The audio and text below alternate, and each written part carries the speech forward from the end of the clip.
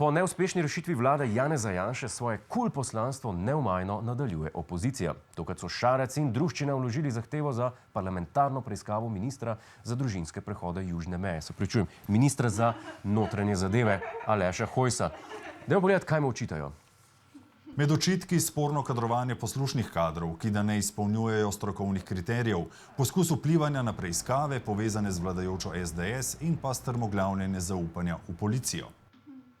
To sovražim. Ali lahko gospodu Hojsu nehate potikati te stvari?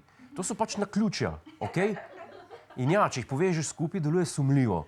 Ampak, a se vam res zdi, da bi se ta človek vmešaval v delo slovenske policije? Mogoče se res na meji vmešava v delo hrvaške policije, ampak še to v spremstvu starša ali skrbnika. Verjamem pa, da minister na naše policijske preiskave nima nikakršnega vpliva. Konec koncev je pred časom nepreklicno odstopil ravno zato, ker ni mogel vplivati na to, da policija preiskuje gospoda Počivalška.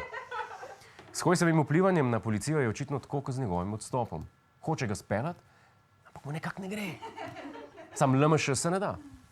Deluje tako, kot bi bil generalni direktor policije, ne? On si preprosto to vlogo prevzema, si jo je nekako prisvojil. Spet natolcevanja. Pa kaj, če gospod Hojs deluje, kot bi bil generalni direktor policije? Mogoče vi slišite, Hojs zlorablja moč. Jaz pa slišim, Hojs kot udarnik dela za dva.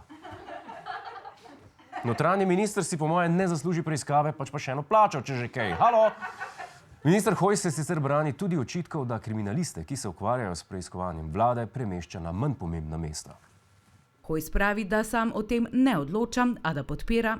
Da se tiste ljudi, ki na policiji so, pa so morda res nekoč bili na visokih položajih, so vodili oddelke, sektorje ali bili celo direktorji celotnega sistema, ne pustijo sedeti v petem nadstropju brez dela, ampak jim dajo konkretne naloge, konkretne usmeritve. Normalno iz skupine, ki preiskuje nabavo zaščitne opreme, ne bo šel v skupino, ki gleda v zrak, ampak te bojo premestili v posebno skupino za karkoli. Migracije, odpravljanje zaostankov, zamenjava vtičenc. Eni bi tem spet rekli politično kadrovanje, ja. Ampak to je več kot očitno samo optimalno izkoriščenje kadra. Gospod Aleš Hojs pač ne podpira lenobe, ampak delo. Ja, ker je delo lepa slovenska vrednota, ki krepi telo in duha. Ne zato, ker osvobaja. Kakšno publiko imamo mi, ne morem vedeti. Hej, to je naš YouTube kanal, klikni na ta gumb in se naroči, da boš na tekočem. Polajkaj pa nas tudi na Facebooku in na Twitterju, pa na ulici, pa na kakšnem javnem WC-ju.